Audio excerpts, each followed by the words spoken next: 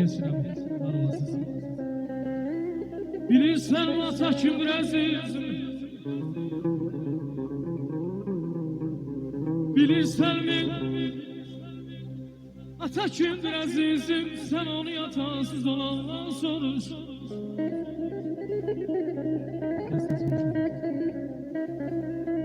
Körpe yaşlarla boynunu büküyor, her şeye tamarızı olandan soruyor. Sen onu yatasız olandan soruş.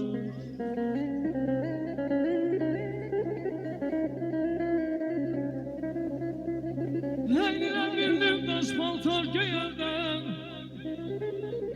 taptığı diken tervez geyelde balam. Kimse yatar, yazsına yata değil değil. Kimse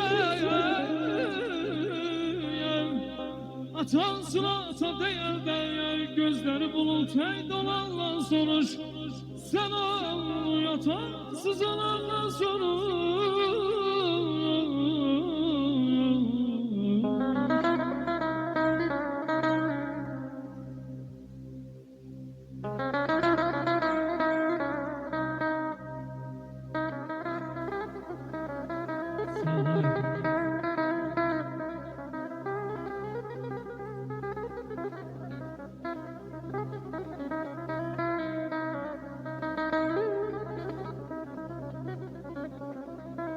Yakup oğlum bir gün ağlayan güler,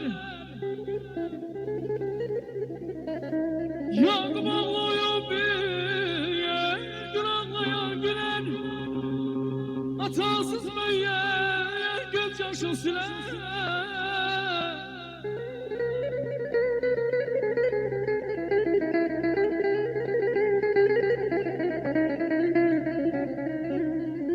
Yakup oğlum bir gün ağlayan güler, yaratasız müyyer göz yaşı siler.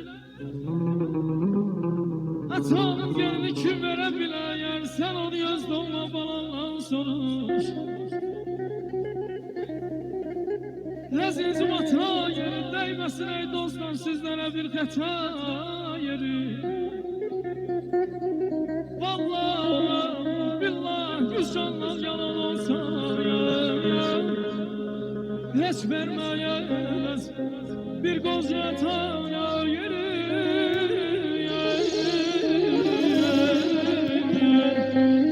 Ata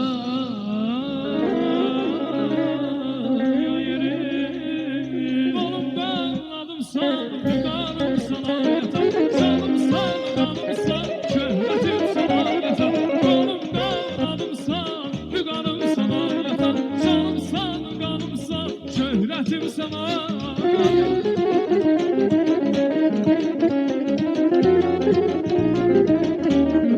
Eşkesin Mevlam benim, Şeyhum benim, var olasın. Mehmet var